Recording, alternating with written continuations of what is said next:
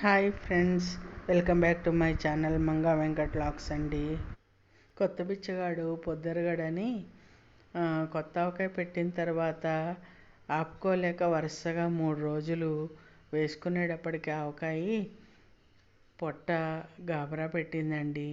అందుకని చెప్పి soft curries వండుకొని 2 రోజులు ప్రశాంతంగా ఉందామని చెప్పి అప్పటికి కొబ్బరి బొండా నీళ్ళు, పచ్చదార నీళ్ళు అవి తాగి పొట్టను కొంచెం తగ్గించాను అనుకోండి గాబరా నుంచి.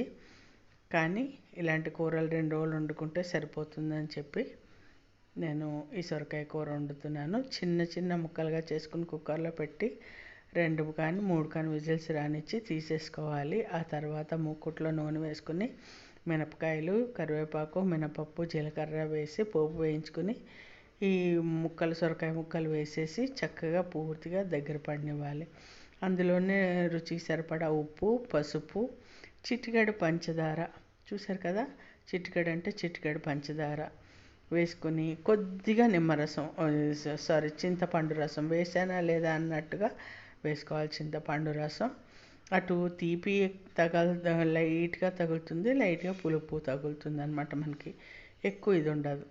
అది దగ్గర పడిన తర్వాత ఒక గ్లాసు పాలు పోసేసుకొని చక్కగా బాగా ముక్కలు అంతా కూడా పాలు పట్టేలాగా చక్కగా ఉడికించుకోవాలి.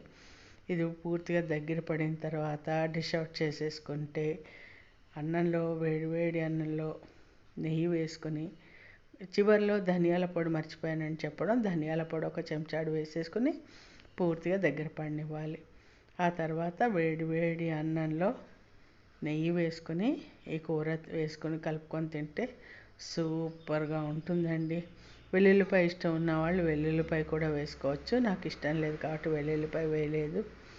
చాలా బాగుంటుంది, తప్పకుండా ట్రై చేయండి. అలాగే నచ్చినట్టయితే లైక్ చేయండి, షేర్ చేయండి, సబ్స్క్రైబ్ చేయడం మాత్రం మర్చిపోవద్దు. Thank you.